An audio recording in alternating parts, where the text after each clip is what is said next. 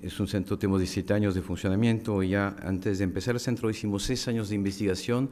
En este campo, como lo decías esta mañana, Sacha, una parte de la investigación es obligatoriamente por autoexperimentación, ¿no?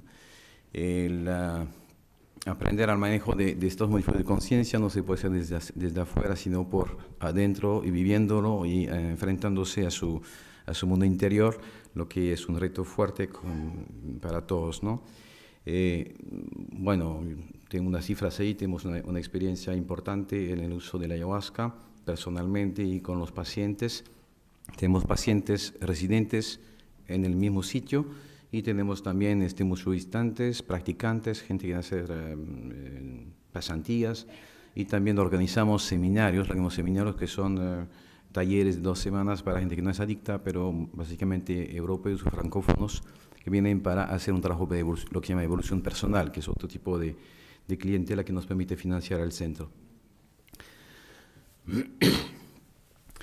Va creciendo la cantidad de extranjeros que nos solicitan y que buscan alternativas, por lo que en realidad este protocolo, esta metodología que utilizamos se puede aplicar a gente muy diferente. En una misma sesión de ayahuasca puede haber un campesino local, con un universitario europeo, con un tipo que está en una administración en una gran ciudad, y así, donde la edad es muy variada y también estatus social, estatus...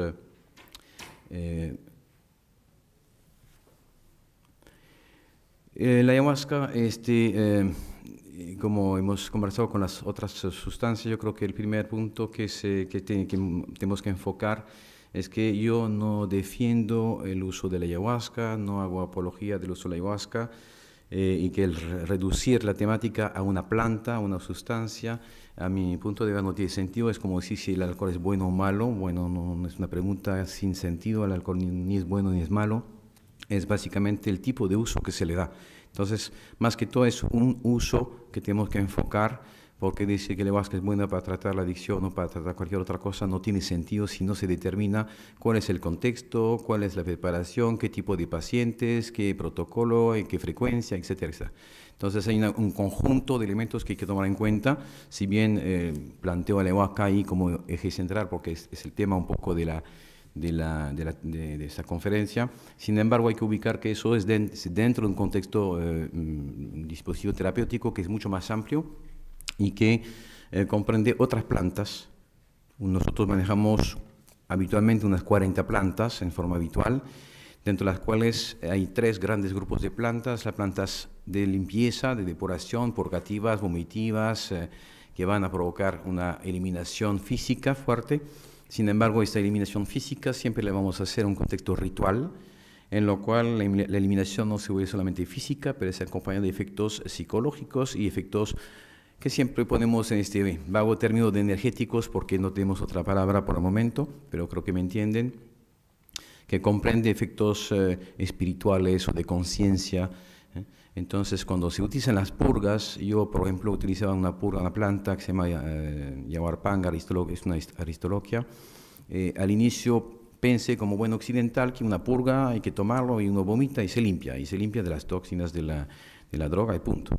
Después he introducido, en base a mi propia evolución, un ritual, el ritual alrededor del uso de esa planta, y vemos que con la misma planta, la misma cantidad, las mismas condiciones, etcétera, ¿no? El efecto, la gente que vomitaba más o menos después de 1 hora, hora y media de haber tomado la planta, ahorita vomita a los 20 minutos, media hora. O sea, se redujo el tiempo sin que haya más cosas que utilizar la parte ritual. Y el efecto es más poderoso y se termina mucho más rápido la sesión. Entonces, realmente cosas que así se podían medir. Hablamos esta mañana de medición. Son tipos, por ejemplo, una cosa así podría permitir hacer en doble ciego una purga sin ritual y otra con ritual, y medir el tiempo, por ejemplo, ¿no? Es una...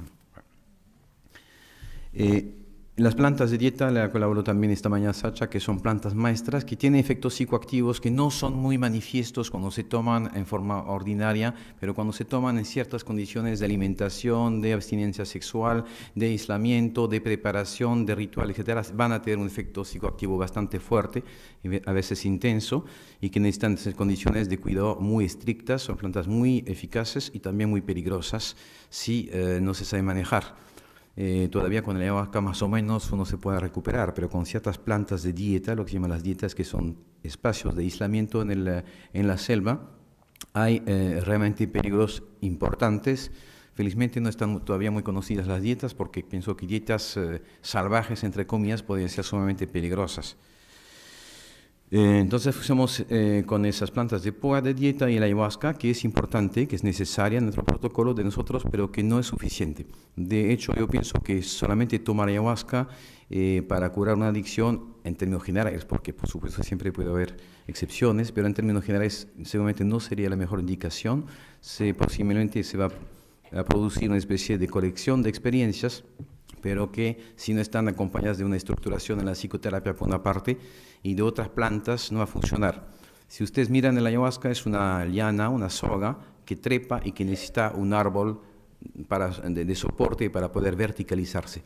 Digamos que de manera metafórica es una planta de energía femenina que responde a estructuras o funciones psíquicas femeninas, y que necesita un soporte masculino. En la masculinidad encontrarán casi muy pocas mujeres que son maestras en ayahuasca, porque la planta siendo femenina entra muy fácilmente en la energía, si se puede decir, en los efectos psíquicos de la planta, y por lo tanto no tienen un control masculino estructurante, no sé que hay un hombre que está ahí atrás, pero control de las funciones psíquicas masculinas y se pueden desbalancear fácilmente. Los curanderos dicen eso rápidamente, en una fórmula muy sencilla, dicen las mujeres aprenden muy rápido con la ayahuasca, pero se torcen también más rápido que los hombres, ¿no? Se torcen, sino que se desequilibran. Y muchas veces van a ver que los grandes curanderos en realidad tienen una mujer que está atrás, que a veces es la verdad curandera, es la que está ahí actuando, pero el que está en la vitrina y que hace los actos, los gestos visibles es el hombre, es la mujer que es la curandera, ¿no? Que tiene el poder.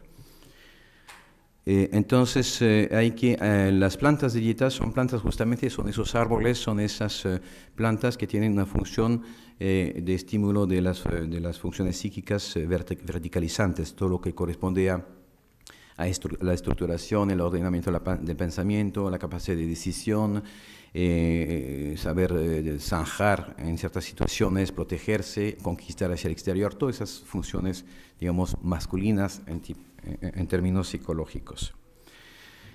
Por lo tanto, en las plantas, que son todo un conjunto, hay otras plantas que no he puesto aquí, pero que son lo que llamamos sus plantas de contención, para darle un título, que son las plantas que se utilizan el día a día. Todos los días los pacientes van a tomar plantas para tranquilizarse, para dormir mejor.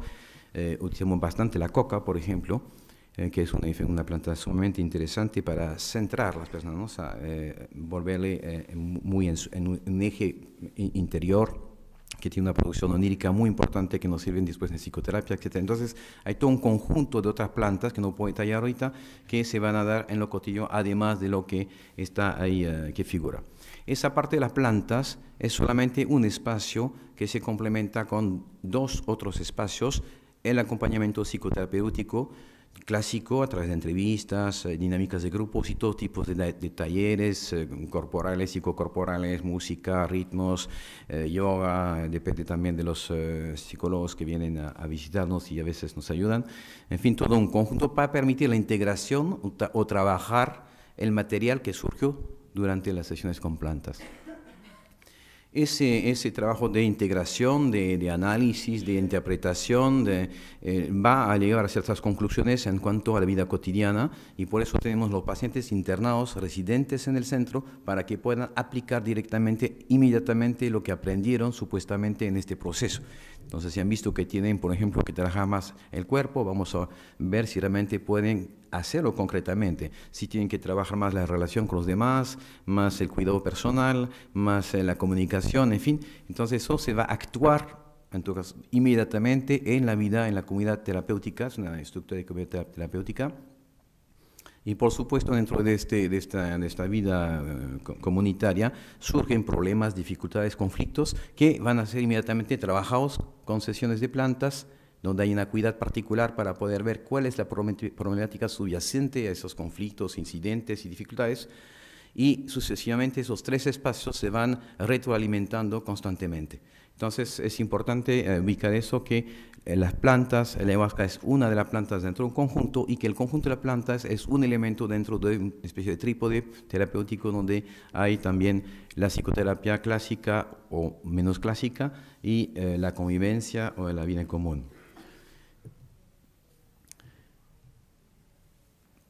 Entonces, la imagen típica de un paciente en Taquihuasi, fraternizamos mucho con el cubo o el balde, ¿no? Entonces hay una especie de hermandad, ¿no? Que cuando vomitamos todos juntos, ¿no? Es como los excombatientes, ¿no? Se pueden contar cosas así muy...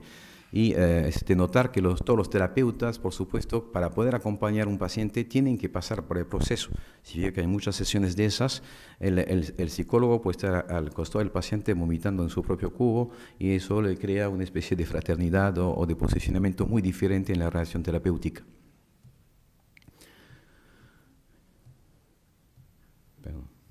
Bueno, aquí tienen rápidamente, no insistir sobre eso, la ayahuasca en la soga y que se asocia con otra planta, y aquí es la chacruna, pues hay otros tipos de plantas, siempre hay por lo menos la asociación de dos plantas.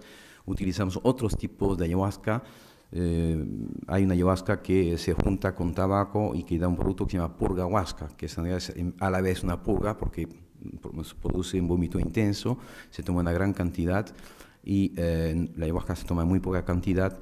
Esa purga se toma como 4, 5, 6 vasos, por lo menos el paciente va a vomitar inmediatamente, entra en una especie de un estado de embriaguez fuerte y se va a echar un petate y va a estar en estado de meditación. Es muy diferente a la sesión clásica de ayahuasca, que es un contexto diferente. Entonces hay varios tipos de plantas psicoactivas, pero voy a hablar solamente de la ayahuasca aquí. Bueno, eso solamente para recordar, para los que saben que es esa sofisticada asociación entre la ayahuasca y la chacruna, ¿no? Es una asociación farmacológica muy sutil que solamente nosotros conocemos, identificamos hace 50 años, 60 años en la ciencia occidental, hace 3000 años, que por lo menos, que los indígenas han descubierto esos conocimientos, y eso nos invita a cierta humildad cuando pensamos que esa gente es ignorante, tiene creencias vagas, etc. Yo creo que a priori tenemos que tomar en cuenta que, según mi experiencia, todo lo que dicen los indígenas a priori es cierto, conoce consecuencia de 3000 años. Pero sí hay que interpretarlo y entender la manera como se expresan ellos, que es una manera metafórica, utilizan el lenguaje analógico y se expresan desde el cerebro derecho. Entonces, esa pasarela de la cual hablamos desde esta mañana entre la ciencia occidental, vamos a decir, la ciencia tradicional, porque es una ciencia que tiene su metodología, sus métodos de investigación, su clasificación, que es muy coherente, súper organizada, si bien no hay edificios, ni institutos, ni publicaciones. Este puente necesita que pasemos por este puente calloso ahí que tenemos por ahí, ¿no? Y que permite unir el cerebro izquierdo al cerebro derecho. Vendríamos a ser nosotros occidentales seres con una especie de hipertrofia, el cerebro izquierdo y un cerebro derecho algo atrofiado, y podemos decir así, en forma un poco simplista, por supuesto, que los indígenas tienen el cerebro derecho bastante desarrollados y les falta un poco de organización y categorización en su cerebro izquierdo. Entonces podemos colaborar y tratar entonces en este puente límbico y en la base del cerebro donde se encuentran la serpiente, ¿no? del rinencéfalo y del cerebro antiguo, encontrarnos y encontrar la ayahuasca que ahí actúa, ¿no? No es por gusto justamente que este paleo cerebro es simbolizado por la serpiente. Bueno, aquí solamente para impresionar un poco a los científicos, algunas moléculas, ¿no? Todo eso para decir que hay una comunión o una comunidad estructural a nivel químico entre los alcaloides que hay en la ayahuasca, el brebaje ayahuasca. Para los que no saben, ayahuasca es el nombre de la liana, pero también da su nombre al brebaje que comporta la misma liana y su aditivo. Entonces, cuando digo ayahuasca, hablo en general no solamente de la planta, sino del brebaje de la poción. Los neurotransmisores que tenemos y que producimos son muy similares, muy parecidos a los principales alcaloides que encontramos en la ayahuasca y como en todas las sustancias mal llamadas alucinógenas, como dijo muy bien esta mañana Román Pasculín, porque la alucinación sería, en vez de ser una falsificación de los sentidos, o sea, como si no estaríamos captando algo que no existiera, sin objeto, pero sí hay un objeto, el objeto es psíquico y su interpretación y su lectura es metafórica, como en el sueño. Entonces, hay un objeto bien concreto y efectivamente todas las visiones de ayahuasca son coherentes a partir del momento que uno la enfoca desde la lectura metafórica simbólica, sencillamente. También significa que no estamos consumiendo ayahuasca, por ejemplo, podemos decir lo mismo con la coca, con otras plantas, el peyote, etc. No estamos introduciendo en el cuerpo sustancia ajena. Estamos en sustancias que ya son familiares a nosotros. Básicamente son como la DMT, dimetiltriptamina, producida por la glándula pineal. Yo cuando estudié medicina, bueno, no fue en el paleolítico, pero me dijeron que la glándula pineal era una especie de como decían, vestigio arqueológico de la evolución y que era ahí un adornito que no servía de nada, ¿no? Entonces, pero ahora sí sabemos un poco más y la dimetiltriptamina que se secreta solamente va a aparecer en la vida de un occidental mediano como todos nosotros, en el momento de una gran explosión emocional, de un acercamiento a la muerte, una muerte inminente, un drama suficiente como para que nos ponga en los límites, ¿no?, de nuestro aguante psicológico, físico, y entonces ahí la glándula pineal va a secretar ese DMT y permitir tener esos estados magníficos de conciencia espontáneos que encontramos también en el ejercicio excesivo, en los deportistas, en los buceadores cuando están en profundidades muy grandes,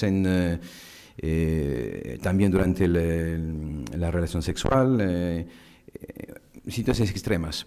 Por lo tanto, podemos considerar en cierta manera que la ayahuasca nos permite facilitar, activar algo que es totalmente fisiológico y normal en nosotros, pero que no hemos aprendido a educar y que sí en tradiciones orientales, por ejemplo, a través de la meditación, a través de los ritmos, de la música, del tambor, de la deprivación sensorial o de la hiperexcitación sensorial, se sabía producir, ¿no? Entonces, tenemos mucho que aprender de todas esas culturas que tienen técnicas básicamente de hipo o hiperestimulación sensorial para inducir la producción de esas moléculas y esos estados de conciencia donde el sujeto va a enfrentar o va a acercarse a los límites de su ser, que tiene dos componentes básicos, la parte física, acercarse a la muerte, entonces hay vivencias de muerte simbólica, pero cuando uno lo vive no es muy simbólico, ¿no? No es virtual en todo caso, ¿no? Dentro de la sesión de ayahuasca, o la muerte, entre comillas, psíquica, que vendría a ser episodios de locura. Entonces, a través de la ayahuasca sí se puede atravesar momentos, situaciones donde uno puede estar en un estado disociativo, psicótico, delirante, como se le quiere llamar, que por supuesto se le puede permitir dentro de este contexto ritual que va a crear un supraorden de contención que permite controlar, ¿no?, la desmedida eventual, ¿no?, de las intenciones o de las potencialidades que puede expresar un paciente. Entonces el curandero o el maestro tiene esa función básica de, a través del ritual, poner un dispositivo terapéutico de contención, ¿no?, y de integración de lo que sucede y dar ese espacio, si está bien hecho, si es seguro, permite al sujeto explorar y hasta el extremo de la muerte física y de la muerte psíquica, entre comillas, para poder tocar esos extremos, porque cuando estamos en esos puntos internos, ¿no es cierto?, ya no estamos en un chiste, estamos realmente, a ver, ¿qué es la vida, ¿no? ¿Qué es la muerte? ¿Quién soy yo? Y entonces ahí se renuevan los valores, se abren nuevas perspectivas y uno puede pasar a otra fase de su vida. Bueno, la similitud entre neurotransmisores y las drogas psicoactivas como la mescalina que encontramos en la huachuma, etc. Bueno, es un efecto serotoninérgico, por lo tanto, que nos indica que tenemos que tener cierta precaución con medicamentos como el Prozac, etcétera, que son también receptores de serotonina y entonces puede haber un shock. Eso es una teoría, el shock serotoninérgico, que personalmente nunca observé y que yo sepa nunca ocurrió. O sea, en todo caso no he conocido casos. Pero siempre tenemos es bueno que haya esa convergencia obviamente de la ciencia occidental y la ciencia tradicional para poder detectar eventuales problemas o en base a alimentos como ciertos quesos, etcétera, que podían tener efectos que se sumarían a los efectos de la ayahuasca. Hay un uso terapéutico tradicional también, aquí pueden ver solamente ayahuasca para adicción, pero también la parte del Parkinson, es un vermífugo. Yo no tengo malaria desde que tengo malaria cuando estoy en África. Cuando tomé finalmente productos de prevención, me dijeron que había que tomar, entonces me sometí a tomar y ahí sí tuve malaria. Y después tomé la ayahuasca y desde este momento ya terminó.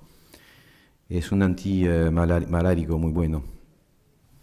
Bueno, estimula el sistema inmunológico, etc. Entonces, hay efectos que merecen estudios más profundos. Existen ya estudios, por supuesto, pero de hecho hay mucho que explorar todavía en lo que es la parte física, fisiológica, etcétera, química.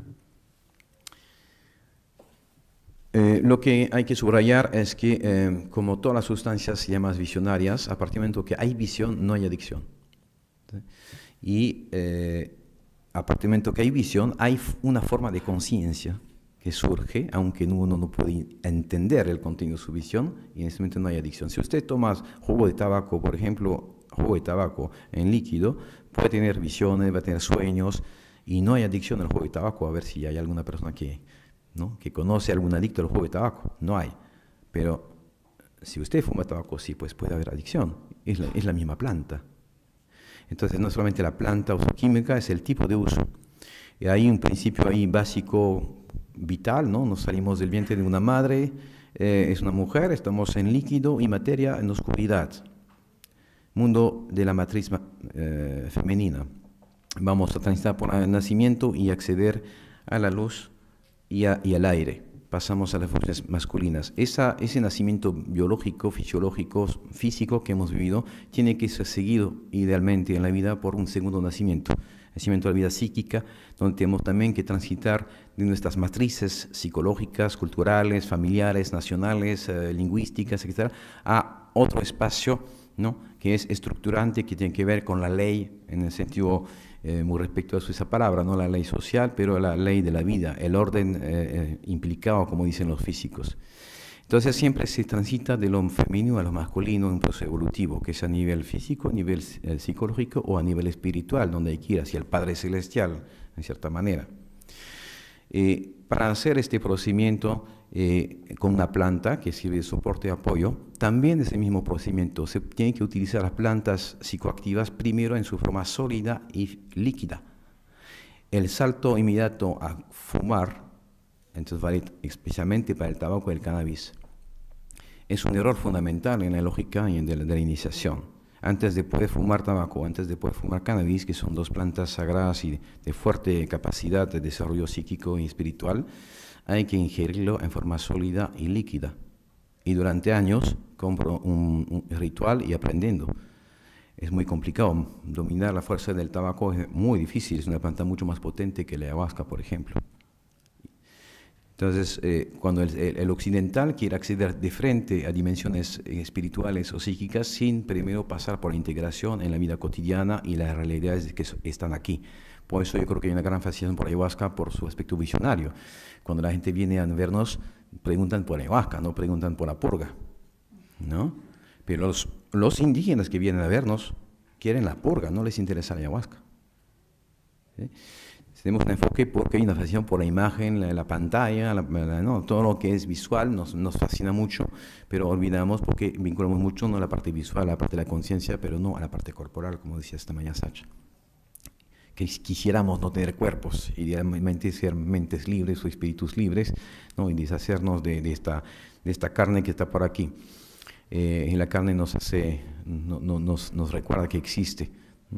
Entonces, Cannabis y tabaco tendrían que estar consumido idealmente primero en forma líquida y sólida y después, después de un largo proceso, se puede utilizar en forma fumada.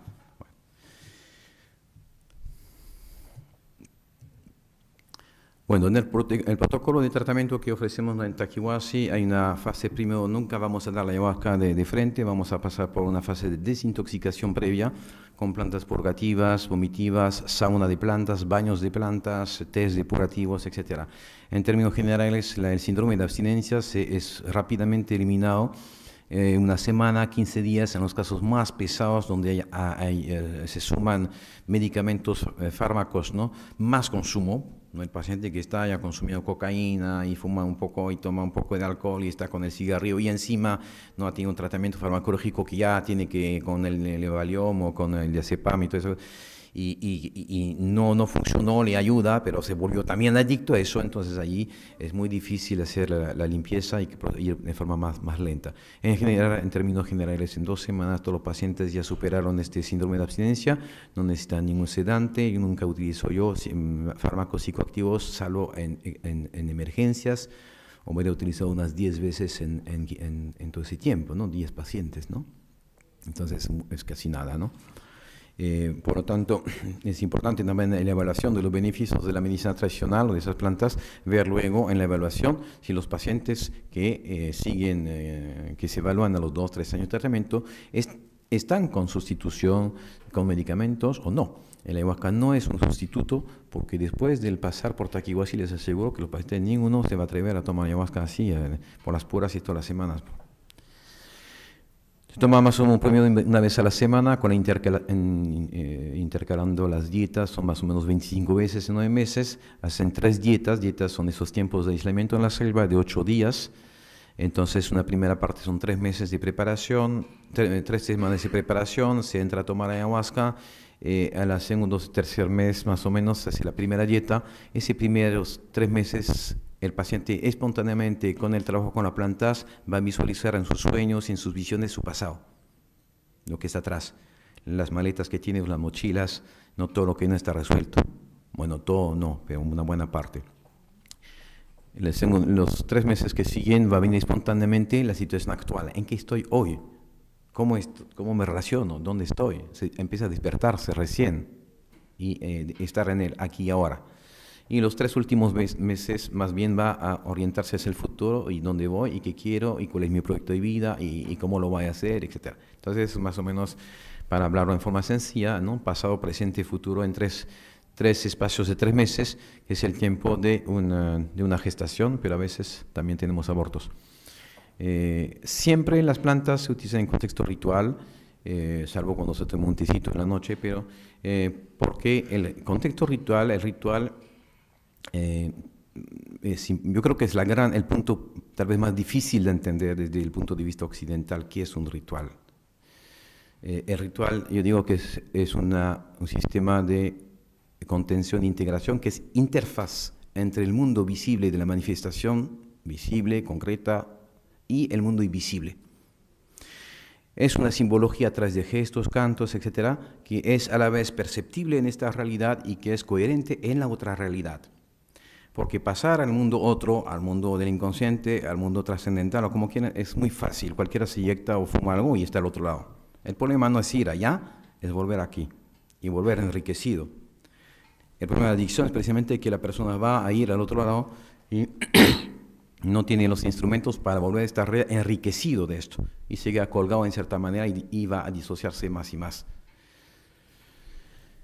Todas las terapias con plantas siempre se presenta como un privilegio y no es un castigo. Un paciente que no quiere participar en una sesión nunca lo va a hacer, y más bien cuando hay dificultad con un paciente que se le dice, bueno, no vas a participar en la sesión que viene, lo toma muy mal, o sea, prefería estar, ¿no? O sea, ellos mismos reclaman, inclusive las purgas reclaman las purgas porque ven los efectos.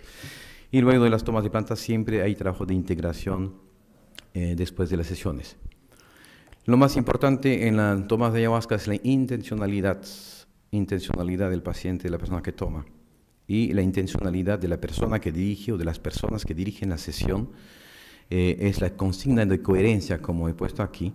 La conciencia de coherencia que va a instituir la coherencia interna a la vivencia. Por eso el ritual no puede ser improvisado, no puede ser inventado, es una transmisión que se hace por la experiencia de los mayores, pero más que todo a través mismo del proceso de enseñanza, uno va a tener contacto con instancias psíquicas o espirituales, como quieren llamarlas, trascendentales, que van a indicar precisamente cómo se hace ritual para una persona precisa, porque el ritual tiene que ver con la energía misma de la persona que dirige. Por eso el ritual no se puede repetir o replicar stricto sensu, depende de la persona que hace el ritual.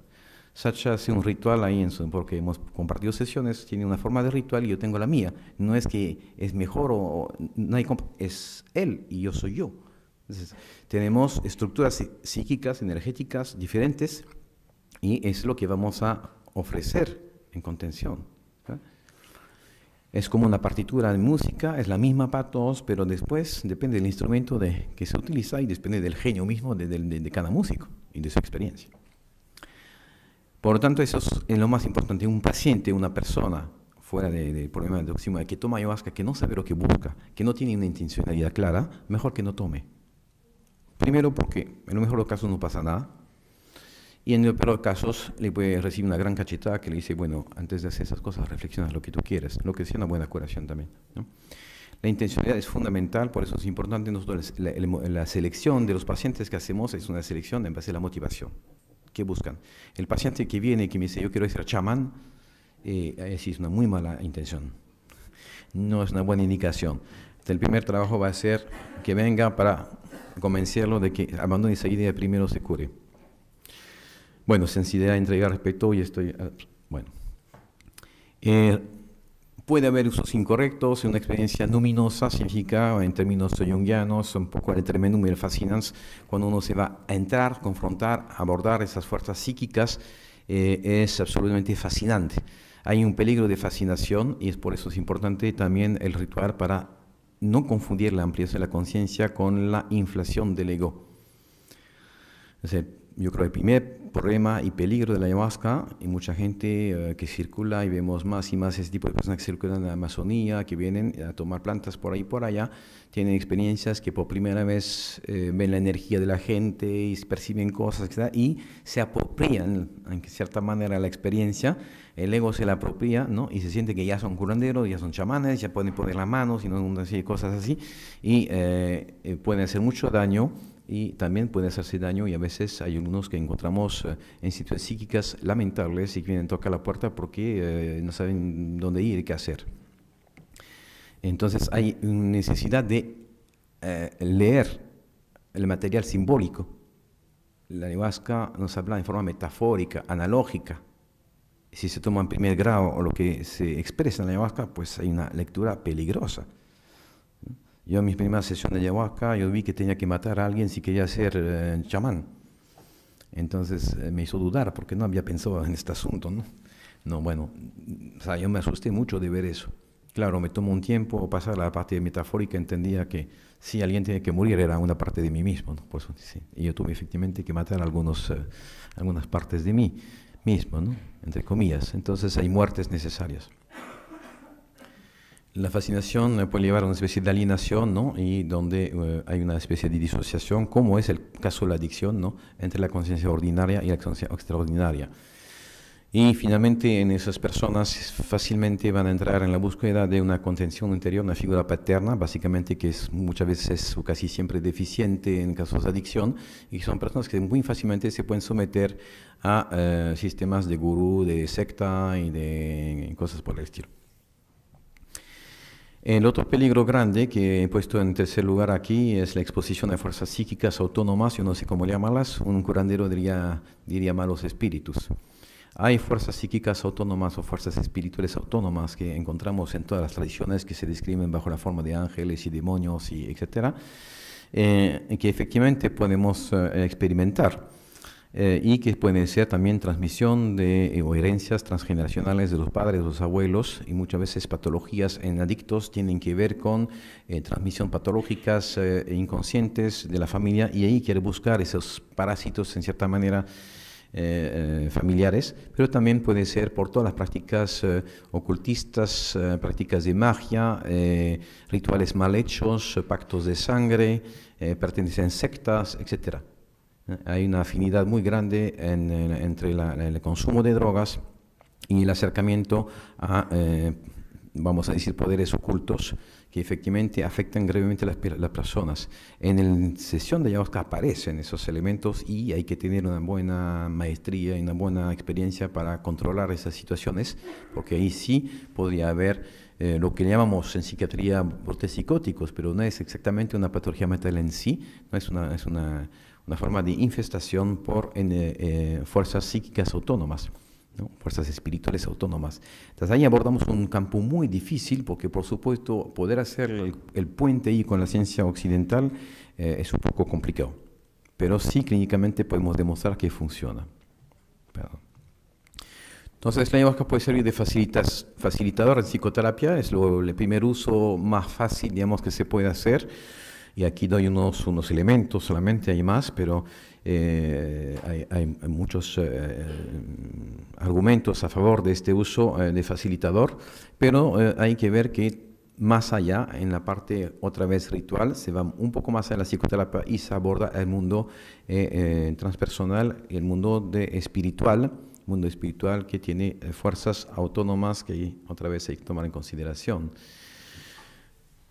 La ayahuasca, bien utilizada, responde a una serie de problemáticas específicas a la adicción. Aquí pueden ver, por ejemplo, la muerte iniciática responde a la búsqueda ordálica, ¿no? A la búsqueda de muerte, extrema, ¿no? En el adicto, bueno, el adicto, entre comillas, para hablar un poco en forma sencilla, ¿no? Nosotros pensamos que hay finalmente un intento en un joven, porque la mayor parte de los pacientes empiezan a consumir a los 13, 14 años, a la crisis de adolescencia, empiezan con un poco de marihuana y después se complica con alcohol, con otras cosas. Ese es el grueso de lo que vemos. Hay un malestar, un joven no encuentra respuestas convincentes en la sociedad, en la medicina, en la ciencia, en la filosofía, en las iglesias, no hay. Sin embargo, intuye que hay otra cosa. Esto no es muy consciente en su mente, solamente siente y percibe.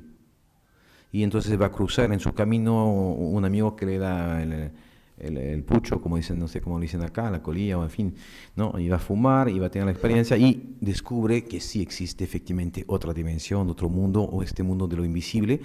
Es esa falta de sentido de la vida. Una desacralización general. Porque es bueno recordar que la adicción es un problema típico del mundo occidental. La adicción no existe en las sociedades tradicionales, que consumen desde hace años, desde siglos y milenios, sustancias psicoactivas sin adicción. La adicción al alcoholismo de los Andes o en los aborígenes viene del contacto con el mundo occidental. La adicción tiene 2 siglos, adicción en forma masiva como la conocemos. Entonces nos refiere la adicción a una problemática típicamente occidental, donde el adicto, para mí, es la cristalización de toda la problemática de nuestra sociedad y sus contradicciones. Por eso que es un reto enorme y que no va a poder resolverse mientras no se aborda la parte del sentido de nuestra sociedad, de la crisis no solamente social, pero existencial, y que las respuestas no son de tipo simplemente médico. Por eso no va a funcionar nunca si nos quedamos en la parte simplemente médica en sentido tradicional de la palabra o convencional, sino abordar la parte espiritual y atreverse a hacerlo. Porque hablar de espiritualidad dentro de un contexto académico universitario es casi tabú. Y cuando me ocurrió hacerlo a veces, recibo algunos insultos. Una vez me dijo, pero usted es junguiano. Entonces yo entendí que era un insulto. Hay ciertas cosas que no se pueden decir. Entonces yo creo que hablar de esa dimensión espiritual invisible no es ser un delirante, sino más bien bajar un poco a una realidad bien concreta y cotidiana. Entonces una serie de ventajas, no es adictivo, no es una sustitución, no hay pérdida de conciencia y el sujeto es protagonista de la experiencia al mismo tiempo que está con el efecto visionario.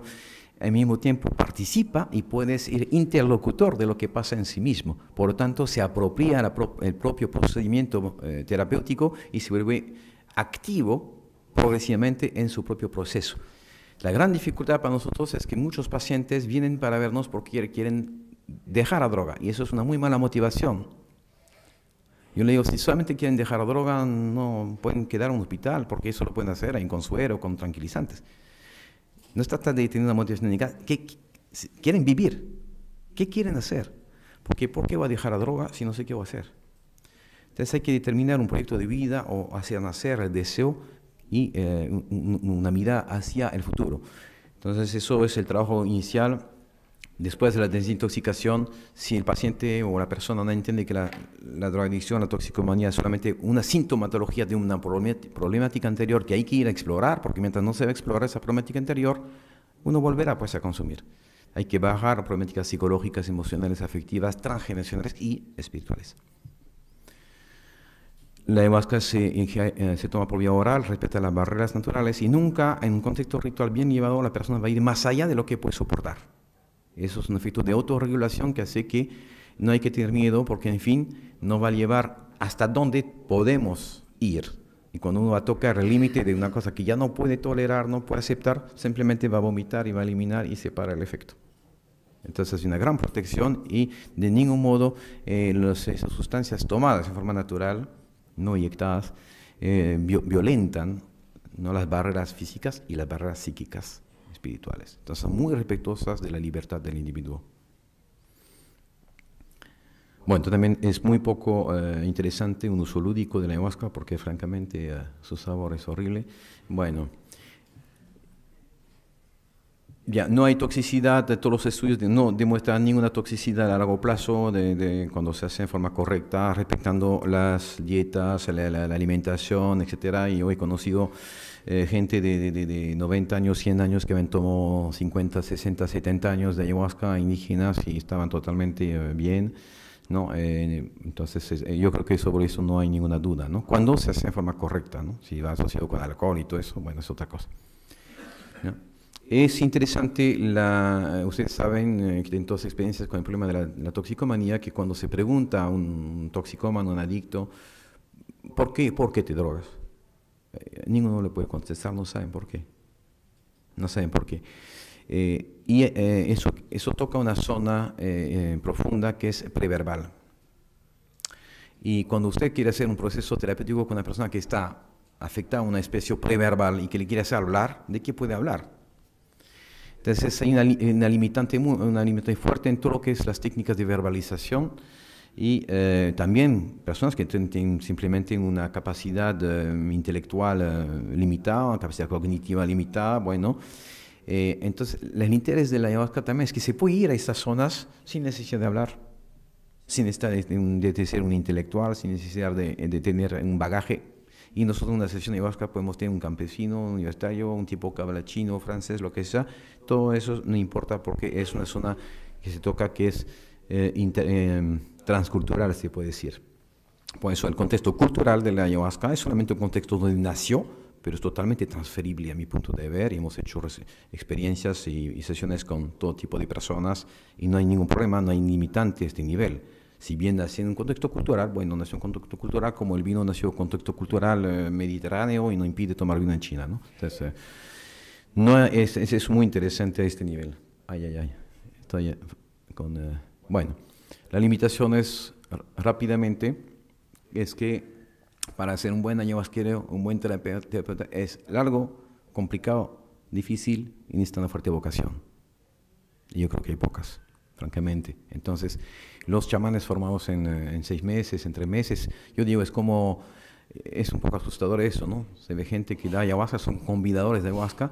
Yo digo, es como un estudiante de medicina que se va a emergencia, que asiste a 2, 3 noches en emergencia y dice, ya, ¿no? Abrió un absceso, ¿no? Una uña, y después se pasa de frente a neurocirugía, pues ya sé. Entonces, trabajo en ayahuasca es el láser, ¿no? Es una neurocirugía fina, difícil y entonces muy, muy delicada, de mi punto de ver. Y entonces no se pueden saltar las etapas de la formación, la capacitación, que es larga. Para los curanderos, más o menos, para ser un buen chamán, por lo menos hay que tener 6 meses de dietas acumuladas en aislamiento en el monte, ¿no? Lo que representa tiempo completo 2, 3, 4 años por lo menos haciendo solamente eso. Y nunca solamente con ayahuasca, siempre van con las dietas y con las purgas. Entonces no es tan sencillo, ¿no? Hay unas reglas muy estrictas de dieta, abstinencia sexual, etcétera. Bueno, normas, que es otra limitante porque precisamente los pacientes adictos son transgresores, ¿no? Tienen un problema con la ley y con el límite. Entonces siempre tenemos un poco de problemas, es que pacientes, por eso lo tenemos en residentes, porque si fueran ambulatorios se toman plantas, pueden salir después de la toma de plantas. Nunca se sabe si no van a consumir algo peligroso y puede haber efectos cruzados. Entonces, por eso tenemos los pacientes limitaciones solamente o contraindicaciones, grandes problemas de disturbios psicológicos o grandes patologías físicas, ¿no? Aparte de eso por eso considero que la toxicomania es una especie de intento inconsciente de autoiniciación, que es legítimo en su propósito, de autocuración, pero que está mal conducido.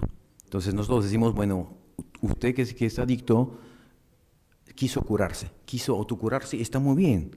A buscar una solución para su problema, para salir de su embrollo y encontrar salidas, muy bien, pero lo han hecho mal, porque no conocen la sustancia, no han sido acompañados, no se han preparado bien, etc. Entonces, ok, tú quieres ir a ver lo que hay ahí tras de las apariencias, tras del mundo de la manifestación.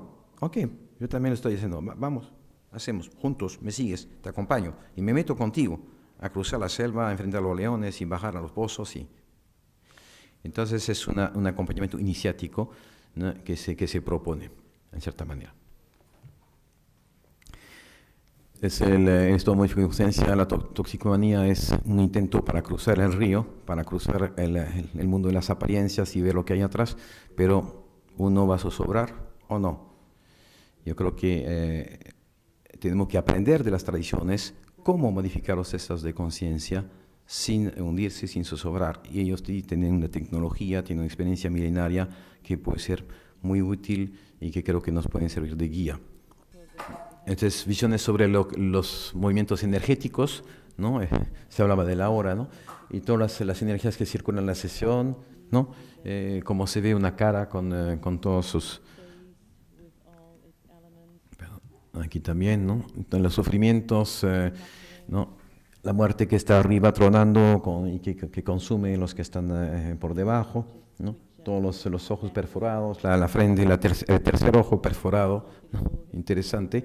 Tenemos imágenes a veces de pacientes, por ejemplo, jóvenes indígenas que no han leído, que no han ido a la escuela, que nos dibujan mitos griegos, el coloso de Rhodes, y que lo describen y que no lo conocen. Entonces alcanzamos esas zonas arquetípicas, ¿no? Muy interesantes. Eso hay que trabajar con los pacientes, por supuesto, ¿no? La serpiente, pues, que es la fuerza medicatriz en su vertiente positiva y que es la muerte y el veneno en su fuerza negativa, ¿no? Como todo símbolo es doble, ¿no? Entonces serpientes que se enroscan, ahí, que son las fuerzas de curación, ¿no? Muchas veces visualizo de esta manera, es una forma zoomórfica de visualizar las energías curativas, siempre en formas de serpientes muy coloreadas, muy vivas y que envuelven al paciente y que le curan. En este caso nunca el paciente tiene miedo, pero cuando la serpiente es venenosa, representa la droga, o etcétera, la muerte, entonces es una serpiente negra y venenosa que la asusta. La lucha de fuerzas contrarias o el descuento de la sombra, ¿no? Entonces, para que uno pueda acceder a visualizar su parte oscura, su parte escondida, su parte oculta a sí mismo, y ya no ser víctima de esa parte oscura, pero sino poder poco a poco amaestrarla, amansarla, dominarla, controlarla, en fin, entablar una relación y salir. Aquí se representa con un espejo de agua, ¿no? Y se ve la sombra reflejada, ¿no? Aquí el paciente que está todavía en la oscuridad, ¿no? Y percibe detrás de esas nubes el sol, que está por ahí, la luz que le espera. Bueno, descuento de sentido existencial, la vida tiene sentido. Entonces, por ejemplo, ¿cómo se llama eso en español? La rosa de los vientos, ¿no? ¿No? Orientación, ¿no? Norte, sur, el paciente empieza a orientarse, empieza a tener direccionalidad en su vida.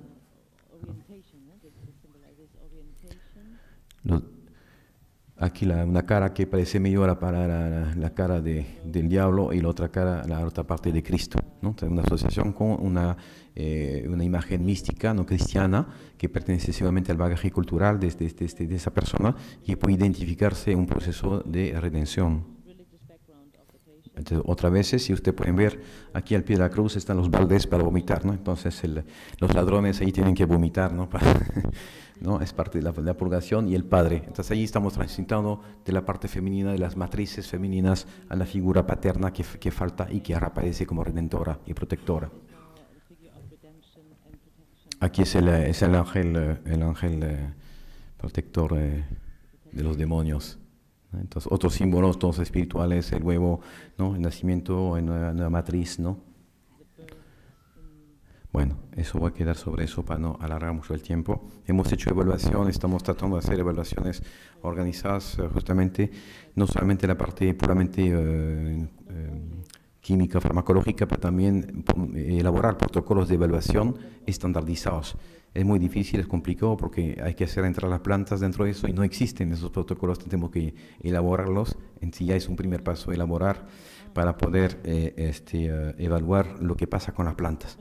Los primeros intentos aquí es un estudio que se hizo, son bastante interesantes y ya tenemos unas 20 tesis que han sido redactadas, ¿no? de maestría o de doctorado, y estamos siempre interesados si hay gente que quiere hacer trabajos de investigación serios para poder justamente consolidar, dar crédito y realmente tener información que nos permita afinar lo que estamos haciendo, corregir, mejorar. Bueno, no voy a marcar más para dejar tiempo a las preguntas. Gracias.